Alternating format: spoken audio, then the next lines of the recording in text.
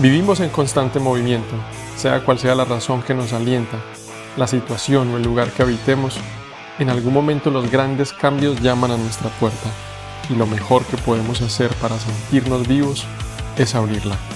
En este espacio hacemos zoom a esos relatos hechos a pulso, con la gallardía, la tenacidad, el ingenio y la inspiración que solo conocen aquellos que rompen los esquemas y crean su propia historia. La valentía que solo conoce un migrante de ideas. Bienvenidos.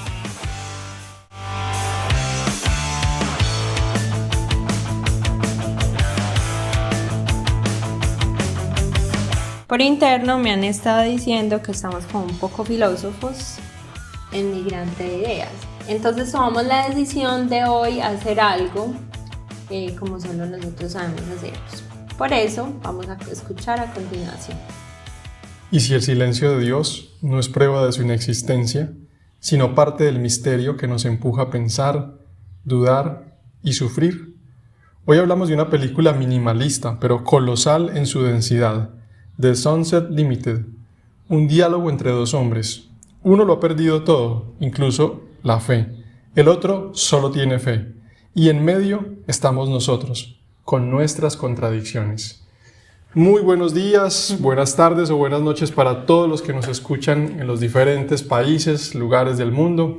Estamos de vuelta grabando esto que nos encanta hacer, nuestro episodio de podcast. Ya este es el número 10. Increíble. Ya llevamos 10, Migrante de Ideas, y hoy con un episodio bien particular. Lo hemos querido denominar de la siguiente manera: si Dios existe, ¿quiere que seamos ateos? ¿Qué tal, Claudia? Muy buenos días, tardes y noches para todos ustedes. Buenos días, Steven. Y bueno, seguimos con esta línea de podcast en las que, verdad, pues la pregunta la hago yo. ¿Tú no crees que estamos como muy filósofos últimamente? Tal vez sí, pero me gusta. Me gusta porque yo creo que en parte nacimos para eso, para pensarnos la vida, para pensarnos a nosotros mismos, para cuestionar la realidad, para intentar crear nuestra propia realidad. En este caso y en este momento de nuestras vidas, para asumir las riendas absolutas y totales de nuestra existencia, sin muletas, sin ayudantes externos, sin salvadores externos, sola y completamente nosotros. Cuando te hacía la pregunta, la verdad es que, aunque sí, efectivamente en estos últimos capítulos hemos estado muy filósofos, me ponía a pensar que hoy pues no es la excepción. Cuando uno se va a graduar del colegio, por lo menos así fue en el país donde yo me gradué, y creo que pasa en muchos. A uno le pregunta, bueno, ¿qué te gustaría? Yo me acuerdo que yo tenía entre mis opciones, o sea, para mí era diferente que me dijeran, ¿qué te gustaría? Pero como, ¿qué es la realidad? Era algo así, era como que, ay, a mí me encantaría estudiar tal cosa, pero lo que puedo es esto. O sea, era como que la forma en la que yo clasificaba mi respuesta. Entonces, quería estudiar música, quería estudiar artes, plásticas, y por allá también se me atravesó la filosofía. Pero ya cuando pero ¿qué le da a uno dinero? Entonces es como que en ese tiempo, porque creo que hoy está diferente el paradigma, eso espero, había esa división en el pensamiento, pero ¿qué me da dinero? Y yo creo que cuando hablamos de la filosofía, con el respeto de los filósofos profesionales, creo que es un derecho inherente a la persona. A veces pensamos que solo se pueden preguntar las cosas existenciales y profundas de la vida a aquellos que tienen tiempo, que tienen dinero, que tienen estudios profesionales o estudios, una formación académica. Y yo creo que es un derecho inherente que nos hagamos esas preguntas y pensemos, bueno, ¿qué estoy haciendo aquí? ¿Para qué? Ya la manera y el camino, el cómo nos respondamos, pues es muy de cada uno. Pero creo que sí es bueno que nos hagamos esas preguntas y que no nos dé miedo, porque hacerse esas preguntas es de valientes. Yo creo que también hemos estado muy limitados por el miedo, porque también hemos visto que las personas que se hacen este tipo de preguntas, como se vuelve algo tan profundo, las cosas no terminan como otros quisieran. Pues no sé, quisiera traer a colación un párrafo que viene estos días de Virginia Woolf, una escritora. Me llamó muchísimo la atención, de hecho lo compartimos el día de ayer, tú y yo. Y yo decía, qué profundo es esto, pero qué tan bueno también que tomáramos ese momento de la vida como algo que nos haga crecer. Y hablaba como de toda la profundidad que podemos alcanzar cuando tenemos, digamos, mucho conocimiento, llegamos a determinada verdad. Y el párrafo dice así, se los quiero compartir. Hay una especie de tristeza que surge cuando se sabe demasiado, cuando se ve el mundo como realmente es. Es la tristeza de comprender que la vida no es una gran aventura, sino una serie de pequeños e insignificantes momentos. Que el amor no es un cuento de hadas, sino una emoción frágil y fugaz. Que la felicidad no es un estado permanente, sino un raro y fugaz atisbo de algo a lo que nunca podemos aferrarnos. Y en esa comprensión hay una profunda soledad. Admiro mucho a esta escritora y este párrafo lo tomé, pues podría al principio, digo, cuando dice hay una especie de tristeza que surge cuando se sabe demasiado, pero ya después hace el contraste y dice, es la tristeza, bueno, yo hice el contraste en mi interpretación, es la tristeza de comprender que la vida no es una gran aventura, sino una serie de pequeños e insignificantes momentos. Pero ya hablo yo y digo, qué fortuna es que podamos tener pequeños momentos en los que todos podamos encontrar felicidad y sentido. Que esos pequeños momentos dan sentido, hacen que la vida siga rodando. Cada vida siga... Para mí es así, es una visión que le doy y por eso valoro tanto el que nos sentemos a pensar y a preguntarnos cosas de la vida. Creo que es muy valioso porque nos hace encontrarle sentido a cosas muy pequeñas. Y no solo encontrar esos pequeños momentos que le dan sentido a nuestra vida, sino crear esos momentos, crearlos nosotros mismos, darle ese sentido que tanto buscamos los seres humanos. Bueno, hagámonos cargo también de darle ese sentido a nuestra existencia, a cada conversación, a cada paseo, a cada labor que hacemos, cuando estamos trabajando, cuando estamos descansando, siempre con esa sensación, con esa responsabilidad de estar presentes, de estar conscientes de que estamos vivos. No estamos buscando la felicidad, quizás no se es feliz cuando ésta se busca, quizás la felicidad no es una meta, sino es un camino. simplemente la consecuencia de un caminar, exacto, de una actitud de vida. Dijiste ahora que era de valientes. Bueno, pues es de valientes también brindar con un café delicioso a esta hora de la mañana. Estamos grabando hoy, domingo 6 de julio, cuando son las 8:55 am en España. Y el clima está muy agradable hasta ahora. Anoche llovió un poquito. Anoche yo diría que bastante fuerte. Sí. Fue una tormenta de viento. Yo alcancé a sentir agua bastante fuerte, pero fue corta. Sí, corta y la duración. Y como que aplacó el calor. Una brisa fuerte un buen rato. Sí. Y sí, bajó el calor porque, hemos venido unos días. Estuvo genial esa tormenta de anoche. Me hizo recordar viejos tiempos. Sí, la verdad es que nosotros en Medellín vivíamos pues súper tropical el tema, porque sí, llovía casi que todos los días. Tengo entendido que Colombia es uno de los países donde más llueve del mundo. Sí, Pues que de hecho Colombia tiene al Chocó, que el Chocó es la zona del mundo que más llueve y efectivamente allá llueve todos los días. Sabes que si algo extraño de Colombia, muchas cosas. Amo muchas cosas de España también y he aprendido a amar muchas vivencias que he tenido en este país hermoso que nos ha abierto sus brazos.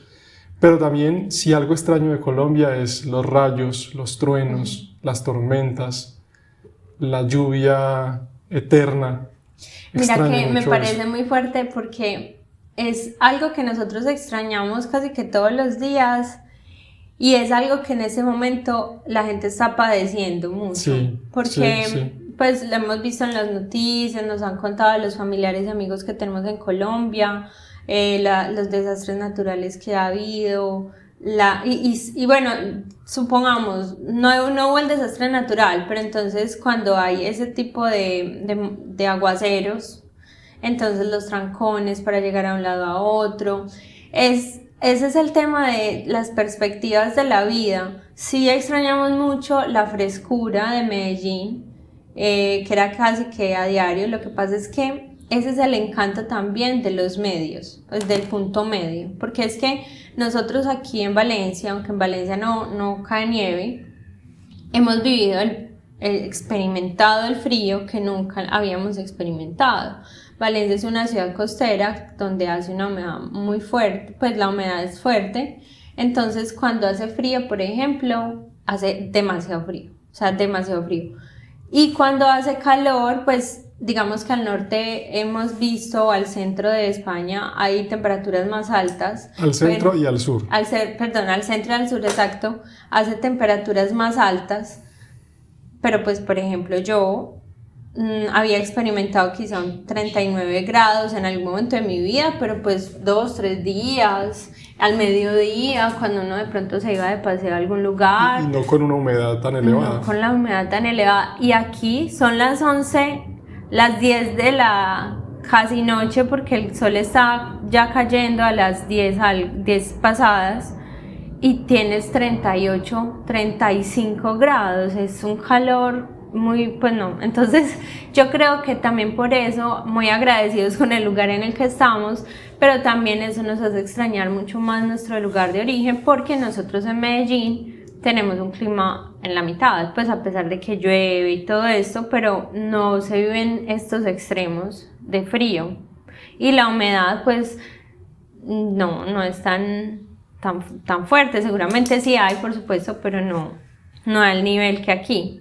Entonces ese es el encanto de los puntos medios, creo yo.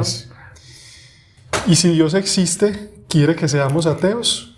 Bueno, ¿a qué queremos llevarlos con este título? ¿Por qué este título? Tal vez lo que estamos transmitiendo con este es un mensaje muy simple y sencillo. ¿Y si Dios no quiere adoradores ciegos? El Dios bíblico, el Dios de los libros sagrados que tiene la humanidad, sí requiere adoradores, y yo diría que muy ciegos. Pero el verdadero Dios, si es que existe, porque si es que existe como ser, como individuo, como un ser semejante a nosotros los seres humanos, porque quizás Dios sea la naturaleza misma, la creación misma, y no que esté fuera de la creación, sino que es toda la creación, toda la naturaleza, como lo diría un tal Spinoza. Pero si existiera ese Dios personal, ese ser con conciencia, con la capacidad de tomar decisiones, con un poder infinito, eterno, quizás lo que quiere es no tener adoradores ciegos, sino personas que duden sinceramente. Y si la auténtica prueba de fe no es creer, sino vivir como si la fe no existiera, con compasión, con coraje y con dignidad. Y si el silencio de Dios es una pedagogía existencial, a eso los queremos llevar más o menos con este título. El silencio de Dios como pedagogía existencial. Como lo hablábamos en el episodio anterior, aquellos padres que en algún momento tienen que soltar a sus hijos si es que quieren verlos crecer, desarrollarse. Uh-huh. Bueno, algo parecido ha hecho Dios, si es que existe, con la humanidad. nos ha dejado, nos ha soltado, ha guardado silencio con el fin de que la humanidad entienda que debe aprender a vivir como si no existiera. Hablemos de este tema de la paternidad, como casi siempre traemos la aplicación. Nosotros hace unos años, Efraín estaba muy bebé, tomamos la decisión, vimos un artículo por ahí rondando en internet y dijimos, no queremos educar hijos obedientes, queremos educar hijos con criterio. Así es. ¿Es fácil, te pregunto? No es fácil. Yo creo que es más fácil criar hijos obedientes. Es más fácil criar borregos que no refuten. Es más fácil recurrir a la violencia, al maltrato, al insulto, a la amenaza. A la amenaza. A la humillación. Si no haces esto, te quito esto. Si no haces tal cosa, te va a pasar tal otra. Te voy a castigar. Eso es lo fácil. Pero educar seres humanos con dignidad, con respeto. Que razonen. Dejarlos tener criterio. Nos ha pasado estos últimos días que la verdad me siento contento por eso. A mí me cuesta todavía, soy sincera. No, y seguramente nos va a costar mucho tiempo más, pero yo siento que en lo personal me cuesta cada vez menos. Cuando nuestros hijos nos refutan algo, cuando no piden permiso, cuando no piden permiso para hacer lo que quieren hacer, cuando nos hablan a veces hasta fuerte. En esos días nos pasó algo. Yo le he dicho a Claudia, ¿sabes qué, amor? Me gusta. Me gusta. No lo siento como una falta de respeto. Me gusta que me hablen fuerte. Me gusta que Efraín me diga su posición. Impresionante, porque es que ustedes ven a Efraín y él es un mini Steven. Y en estos días se quiso cortar el cabello, pues él tenía el pelito largo y se quiso cortar el cabello ya alto y se ve como el papá cuando nos conocimos. Entonces acá se cuenta un mini Steven y entonces termina de contar la escena. No me acuerdo qué querías decir. Pues que él te refuta, o sea, te habla así y te dice, pero ¿y por qué tal cosa? Y entonces es como ver a un mini Steven hablándole a Steven, diciéndole, físicamente son muy parecidos. Entonces sí, y lo que quiero decir es que tengo la posibilidad de decir, no me hables así, respétame. Soy tu papá. Pero no me siento ofendido cuando me habla así. No me siento ofendido. Me gusta, en el fondo me gusta. Obvio hay que tener un equilibrio, no se le puede permitir todo, pero yo prefiero que crezca teniendo ese sentido de criterio personal, de cuestionar, de dudar, de sentar su posición y que quizás más adelante haya que decirle, hey, para un poco, regulate. Hay que tener un equilibrio y no que más adelante haya que empujarlo para que sea capaz de tomar sus propias decisiones, de ir por lo que quiere en la vida, de luchar por sus sueños, de hablar. No, prefiero lo primero.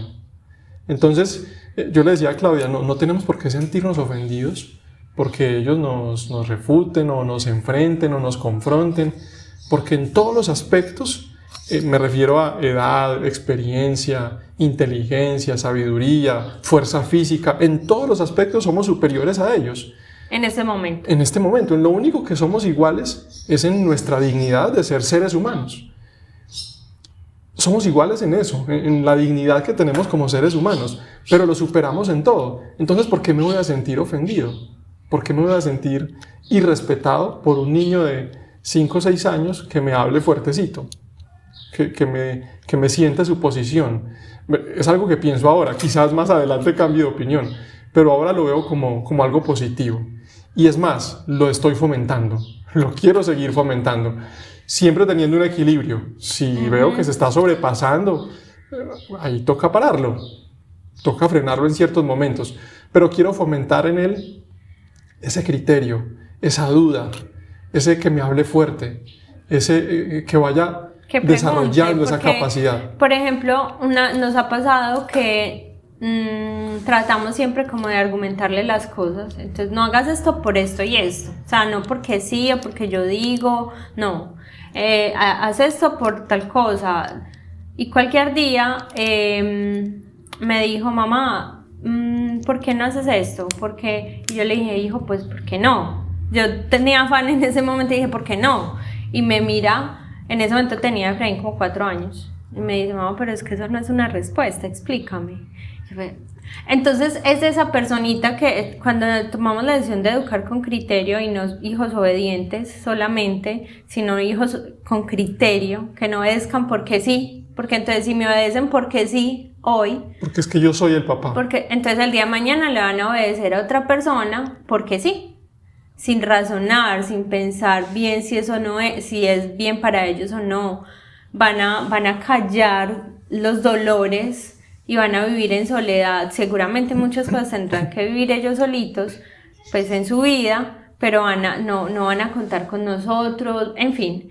Entonces, ese tipo de cosas me parece que no es fácil para uno como padre, toma tiempo, toma esfuerzo, toma respirar profundo muchas veces, pero me parece muy bonito porque en estos días nos pasó con Angélica que Steven y yo tuvimos una pequeña discusión. Entonces Efraín decía, no, Angélica en ese momento nos vio pues discutiendo, estábamos hablando de algo y empezamos pues como a discutir, ¿sí? Entonces ella llega y dice, porque mi tendencia es hablemos ya, hablemos ya, hablemos ya. Y ella viene y dice, mamá, además pues que ella tiene un acento español súper marcado ya. Y dice, mamá, recuerda. Es que es súper chistoso, tendrían que verla. Cuando papá está molesto, cuando están discutiendo, deja que papá se calme, deja que se calmen, creo que dijo así, ¿te acuerdas? Dijo, primero uno se calma y ya cuando uno está tranquilo, vuelve y se junta y se abraza y hablan. Pero cálmate un rato y después hablan. O sea, una niña de 4 años recién cumplidos se paró y nos dijo eso y como que, ok, hija, gracias. Pues yo creo que esos son los momentos en los que la vida te dice, lo estás haciendo bien y sigue, porque aunque a veces es costoso, o sea, cuando digo costoso es el tiempo, el esfuerzo. Nuestros hijos no tienen una vida de lujos económicos, pero este tipo de lujos, o sea, que desde los 4 años estén construyendo esa inteligencia emocional, es una cosa maravillosa.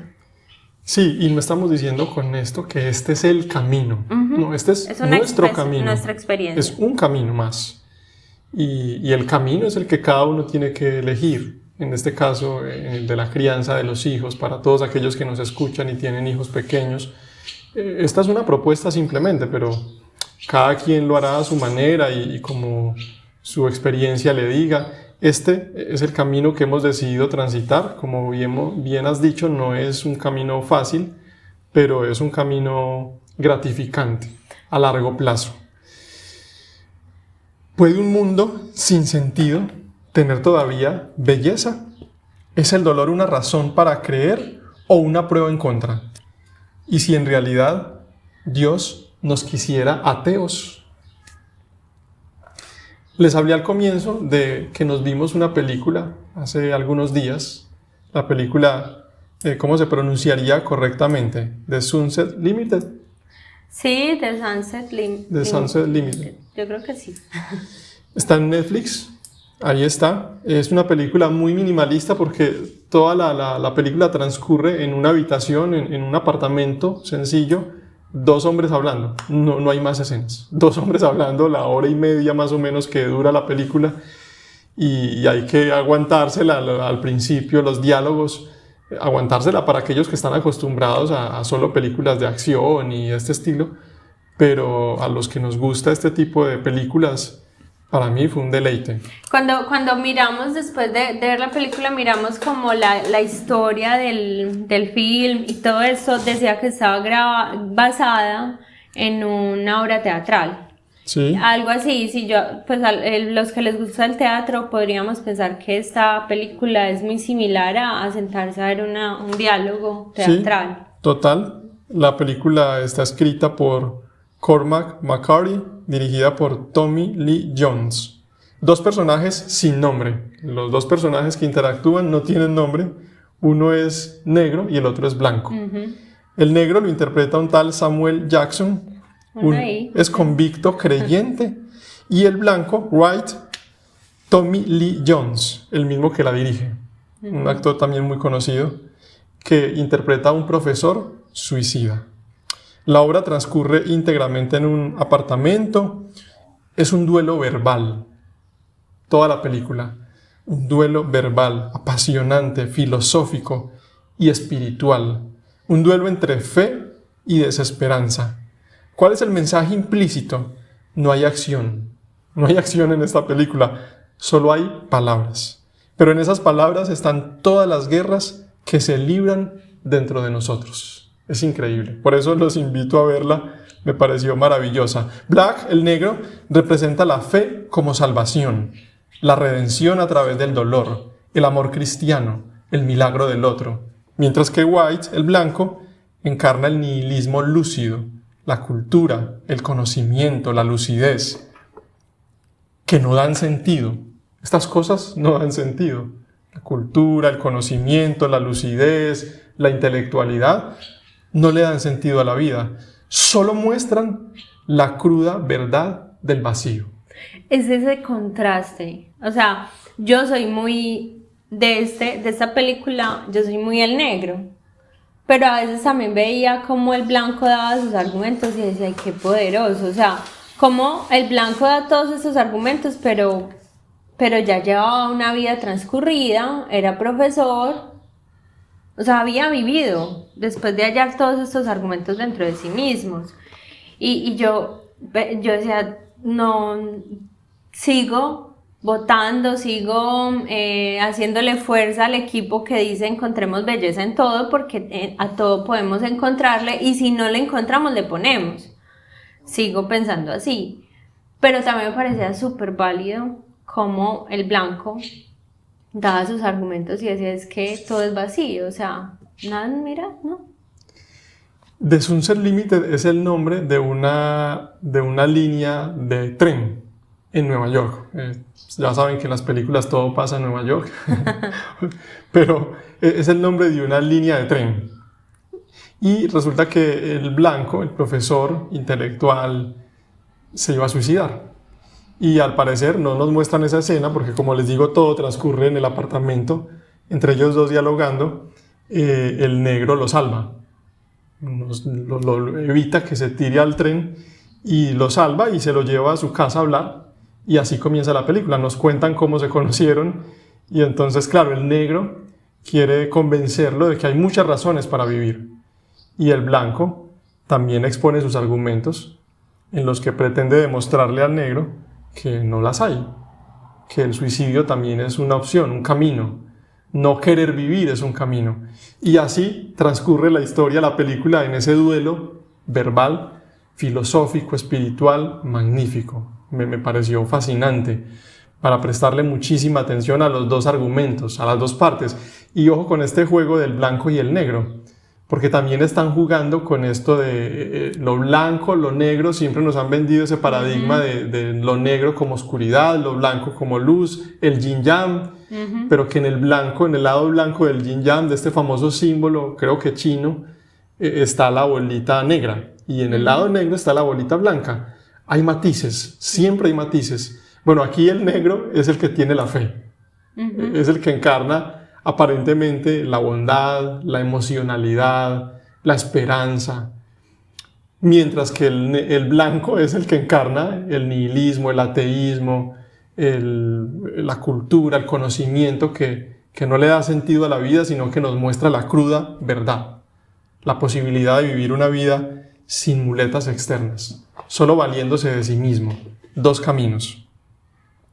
Hay frases que quiero destacar que me impactaron mucho en la película, como la siguiente: el sufrimiento no redime, solo destruye.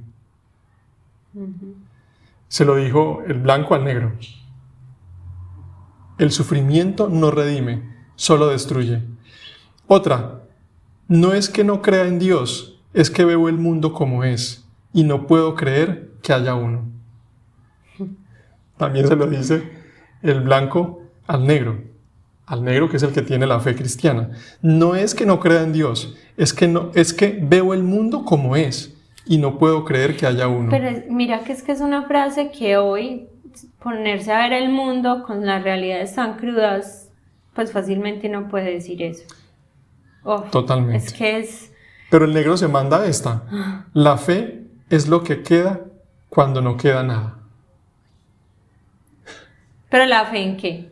Ahora sí, ¿cierto? Ahora, o sea, digamos que el negro lo dice en un contexto, la fe en Dios. Yo creo que hoy podríamos decirlo nosotros y las personas que nos escuchan, ¿en qué estoy depositando mi fe? ¿En qué estoy depositando mi fe? Porque si estamos en un momento en la relación en la que esa deidad no entendemos mucho, entonces quizás estoy soltando mi fe como tirando un puño al aire y estoy perdiendo una energía importante de mí mismo. A esta conversación queremos invitar, a esta conversación entre estos dos personajes de la película, el blanco y el negro, invitamos en este momento a Schopenhauer. ¿Qué pasa, Schopenhauer? Schopenhauer, el gran filósofo, plantea también lo siguiente: el sufrimiento es la esencia del vivir. La voluntad ciega nos arrastra sin propósito. La conciencia no es un don, sino una maldición que nos obliga a ver lo que los animales ignoran. Schopenhauer es conocido por ser el filósofo pesimista por excelencia. ¿Has oído hablar un poco del tema? Sí. El pesimismo es la palabra que mejor define a Schopenhauer, que de alguna manera, si no me falla la memoria, inspiró en algo a Nietzsche, o fue al revés. Tengo la duda, lo había estudiado, pero quizás más adelante responda esa pregunta. Pero me llama poderosamente la atención esto. La conciencia no es un don, sino una maldición que nos obliga a ver lo que los animales ignoran. ¿A qué se refiere? Lo hemos hablado muchísimas veces. Los animales tienen una, entre comillas, ventaja sobre los seres humanos, y es que los animales no tienen conciencia ni de pasado ni de futuro.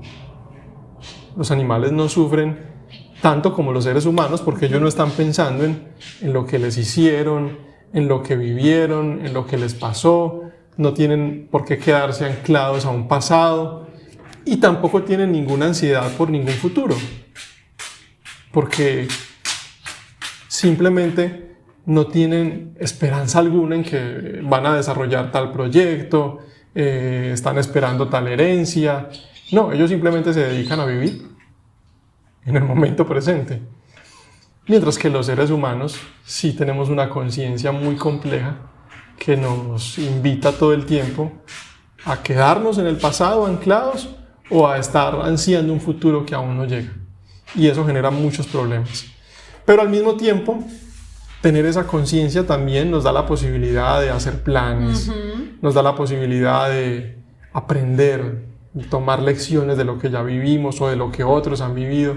Entonces ahí no estaría tan de acuerdo con Schopenhauer en que la conciencia es una maldición y no un don. No, la conciencia es un don. Es un don de Dios, de la naturaleza, de la creación, de quien sea, de nosotros mismos, de la evolución, pero es un don. La conciencia humana, esa capacidad que tenemos de razonar, de pensar, de crear, de comparar. Pero me llama poderosamente la atención el argumento de Schopenhauer. Yo quería traer aquí a la conversación a Clarisa Pinkola, que es la escritora de Mujeres que corren con los lobos, que lo mencionamos en uno de nuestros capítulos anteriores. Y ella habla también un poco del dolor, porque es que yo me pongo a pensar en cuando uno se mete en la profundidad de esos pensamientos, o que ni siquiera dice, ay, me voy a sentar a pensar en la existencia, y entonces se profundiza, no, sino personas que viven situaciones muy complejas que lo hacen preguntarse sobre la existencia. O sea, yo creo que por ejemplo, una de las víctimas que estaba ahí en Medio Oriente viviendo la situación que está viviendo, no dice me voy a sentar a filosofar, sino que esa misma situación que está viviendo, yo creo que por segundos se cuestiona, y el que crea todo esto, ¿dónde está? Mientras nosotros estamos padeciendo lo que estamos padeciendo, y en fin. Lo mismo, pues, al otro lado del mundo, una persona que acaba de vivir un desbordamiento de un río y entonces se le fue todo, o un incendio, bueno, todas estas cosas difíciles, o alguien que está viendo una enfermedad o la pérdida de alguien, se sienta a pensar y dice, ¿y entonces dónde está? ¿Sí? Y en este caso, Pincola, cuando habla del dolor, del dolor y también de la deidad, una parte en la que habla del dolor, dice, el alma no se rompe por el dolor, se rompe por el rechazo a sentirlo. O sea, es como esa resistencia. Cuando una mujer, porque ella habla sobre todo de la mujer, las mujeres que corren con los lobos, cuando una mujer se permite descender al pozo de su sufrimiento, sin adornos, sin negación, encuentra allí no solo su llanto, sino también su canto. El sufrimiento vivido con conciencia se transforma en puerta, en fuego alquímico. Aquello que la hiere también la forja. O sea, es todo lo contrario a Schopenhauer. Eso es muy nietzscheano. Y también me recuerda a Humanos del Subsuelo, que lo hablamos hace 2 capítulos. A Dostoyevsky. Pero es ese dolor que te transforma. Entonces ella invita como a decir, no lo evadas, vívelo y vas a ver que vas a encontrar ahí algo. Y también cuando Pincola dice, vamos a hablar de la deidad, cómo las mujeres que corren con los lobos se relacionan con la deidad. Y dice, la deidad en la mujer no se manifiesta solo en su dulzura o compasión, sino también en su fuerza salvaje, en su capacidad de crear, destruir y volver a crear. Cuando una mujer vive desde su alma, encarna lo sagrado en cada acto cotidiano, alimenta a los dioses con sus manos, con su arte, con su risa y con su intuición feroz. Muchas gracias, querida invitada, por traer este acote a la mesa de hoy. De verdad me encanta el enfoque que le da. En este momento tenemos, a ver si logro pintar el escenario, 2 golondrinas volando a nuestro alrededor, encima de nuestras cabezas, y justo diagonal a mí, superior, en la parte derecha, arriba, está el nido de las 2 golondrinas, me imagino que macho y hembra, y ahí están los 2 pichoncitos. Sí. Esperando su alimento. Es un espectáculo de la naturaleza. Es muy bonito. Increíble. White, el blanco de esta película, es un perfecto schopenhaueriano. ¿Por qué? Porque él no quiere consuelo. Él no quiere el consuelo que el negro le está dando. Él no quiere las muletas de la fe. Él no quiere la esperanza en una salvación externa. No lo quiere. Y eso me puso a pensar muchísimo. ¿Por qué atribuirnos el don de pretender salvar a otros, como lo hacíamos, como lo creíamos, como lo pensábamos cuando éramos cristianos? Es que yo lo hago por el otro, es que yo lo quiero salvar. Decíamos, pensábamos, creíamos, yo lo quiero salvar. Pero si el otro no quiere salvarse de nada, es más, no cree en esa salvación, ¿no tendríamos que respetar eso también? White no quiere consuelo, quiere verdad. Y si la verdad es dolor, entonces mejor la muerte. Pero Schopenhauer diría, ni siquiera la muerte libera. La única vía es renunciar al querer. Eso diría Schopenhauer. Ni siquiera la muerte libera. La única vía es renunciar al querer, al deseo. Pero, ¿puede uno dejar de desear vivir? ¿Puede uno dejar de desear vivir? Invitamos a esta conversación a Friedrich Nietzsche. ¿Qué pasa, Nietzsche? Entra a la habitación Nietzsche y nos plantea lo siguiente: Dios ha muerto, pero no podemos vivir como si nada hubiera pasado. El hombre necesita crear sus propios valores. El sufrimiento no debe evitarse, debe transformarnos. Y si White, el blanco, no es el final de la lucidez, sino un momento que Nietzsche invitaría a superar. ¿Cuántos de nosotros no hemos pasado por esos momentos en nuestra vida, en los que quizás perdemos la fe? Momentos en los que ya no queremos consuelo, queremos verdad. Ya no queremos cuentos, ya no queremos ilusiones, no queremos vivir más de ilusiones. Nos cansamos de vivir de ilusiones, nos cansamos de cuentos, Y lo que queremos es verdad. Lo que queremos es nuestra verdad, nuestra realidad. Asumir las riendas de nuestra vida, de nuestra fe, si lo queremos llamar así, por nuestra cuenta. Y si lo que necesita no es morir, sino transmutar su dolor en otra forma de vivir, más alta, más feroz, como el ejemplo que citabas de la escritora de mujeres que corren con los lobos. Así es. ¿Y qué te parece si invitamos también a esta conversación Qué montón de gente que a un tenemos tal aquí. Albert Camus? Camus está en la cocina del apartamento, escuchando en silencio todo lo que se ha dicho aquí, y entonces se acerca de la cocina a la sala y dice lo siguiente: el universo es absurdo. Albert Camus, el escritor de una famosa obra, El extranjero. El extranjero, su gran y célebre obra, dice lo siguiente Camus: el universo es absurdo. El mayor acto de libertad es vivir sin mentiras, sin consuelos artificiales. El suicidio es la gran tentación filosófica. El tipo plantea que la gran pregunta de la filosofía, la pregunta más seria de la filosofía, no es quién es Dios, quiénes somos los seres humanos, qué es la naturaleza. No, él dice que la gran pregunta, la verdadera pregunta, según su opinión, de la filosofía debería ser si vale la pena o no vivir. Ese es el planteamiento de Albert Camus. El temita. Con esto no queremos que salgan deprimidos ni con crisis existenciales, o sí, no lo sé. Pero lo que sí pretendemos es que piensen. Yo creo que pensemos. se pueden crear las herramientas para enfrentar momentos, porque de alguna u otra forma todos en algún momento enfrentamos este tipo de cuestionamientos, y yo creo que es importante tener las herramientas para vivirlo. Entonces el tipo dice: el universo es absurdo. El mayor acto de libertad es vivir sin mentiras, sin consuelos artificiales. El suicidio es la gran tentación filosófica, pero hay otra vía. Una vía a la que él llamó la rebelión lúcida. No el suicidio, sino esta otra, este camino que él nos propone. La rebelión lúcida.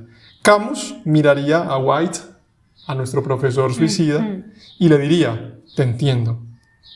Y sin embargo, te digo, vive. No por esperanza, ni por sentido, sino porque la vida no necesita excusa para ser vivida.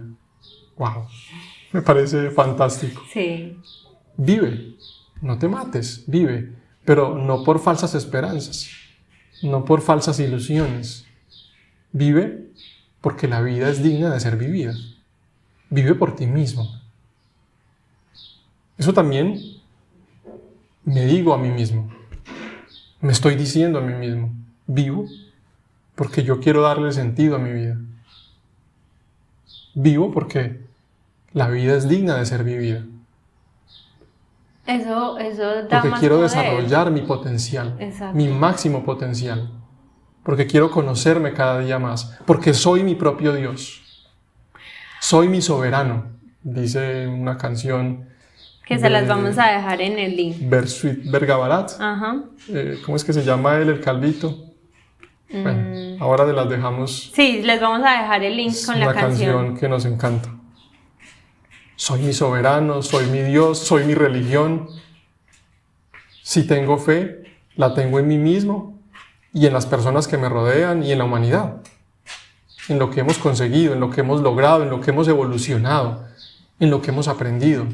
Incluso en nuestros instintos animales también tenemos fe, porque esos instintos nos salvan en muchas ocasiones, nos han salvado. Sí. Hagamos de cuenta que en el apartamento en el que estamos grabando hay una salita y ahí está entonces sentada la señora Clarisa, que hace un rato intervino. Y entonces Clarisa les dice: ay no, venga, súper buena la conversación, ustedes pues hablan muy bueno, ustedes tres, porque estamos con Nietzsche, Schopenhauer y Camus, el señor Camus. Y White y Black. White y Black también, hay mucha gente, cinco señores. Y viene esa mujer y dice: venga, pero es que resulta que yo pues tengo esta visión que ya se las compartí y quiero compartir también con ese público migrante una aplicación de todo lo que ustedes están hablando, mi posición, y yo quisiera pues como aplicarlo a la migración, que es un suceso histórico, toda la vida ha habido migración. Vamos a hablar de eso, y entonces la señora Clarisa dice, lo que pasa es que saben que yo pienso que la migración, voy a traer el tema a la mesa, la migración es un acto de iniciación que va del dolor al poder. Es todo un proceso que te duele, pero te lleva al poder. La señora Clarisa les dice, miren, para mí migrar no es solo dejar un territorio, sino que también es atravesar una muerte simbólica. Es morir a una identidad, a un lenguaje, a un hogar ancestral, a toda una historia, pero ese mismo proceso de la persona que migra tiene la posibilidad de reconectarse con su alma salvaje. Entonces me encanta, señores, todas estas percepciones que ustedes traen, pero yo quiero integrar cada una de las teorías o cada uno de los pensamientos e ideas para decirles que para mí uno se encuentra con ese alma, con el alma salvaje, se reconecta con su alma salvaje y esa parte profunda que sabe sobrevivir, reinventarse y crear. Porque es que cuando migramos, si algo se despierta, es como ese instinto de supervivencia. Entonces cuando despertamos y utilizamos ese instinto de supervivencia, nos damos cuenta de cosas que podemos hacer, de ideas, de formas de crear que antes no veíamos de nosotros mismos. Y eso es muy fascinante. Y eso, o sea, ver en nosotros una versión que no conocíamos y que hace que podamos seguir a flote, salir a flote en medio de una circunstancia que ha sido difícil para cada uno, es algo que nos hace creer, pues sentirnos el superhumano, superhombre, como lo llamaba el señor Nietzsche. Para terminar, vamos a terminar como iniciamos, volviendo al título de nuestro podcast, y si Dios quiere que seamos ateos, y si Dios quiere que lo rechacemos, porque lo que busca es amor libre, no obediencia, y si el silencio de Dios no es ausencia, sino más bien un desafío ético, y si creer no es responder a una evidencia, sino un acto humano que tiene que hacerse sin pruebas. Black cree, el negro cree, White no puede. ¿Cuál de los dos está más cerca de lo divino? ¿El que cree a pesar del dolor o el que mira el dolor sin escudo y se niega a creer en un Dios que lo permite? Esto, queridos oyentes, esto que hicimos hoy es una invitación a seguir por la vida solos, pero solos de verdad, no disfrazados de solos de verdad. Me refiero a esa soledad de muletas. Me refiero a la soledad de escuchar tu propia voz. De ser el adulto responsable, algo así. De ser adultos responsables, exacto. Dejar de ser niños. Dejar de estar buscando solución en otros y culpables en otros. Sabes que ayer pensaba en un texto, exacto, ayer pensaba en un texto que siempre en nuestra cultura cristiana nos han metido por los ojos. Ese texto donde Jesús dice que para entrar a su reino tenemos que ser como niños. ¿Te acuerdas? Sí, me acuerdo. Que es necesario, que casi que es un requisito hacernos como niños, y siempre lo vimos como wow, qué lindo hacernos como niños.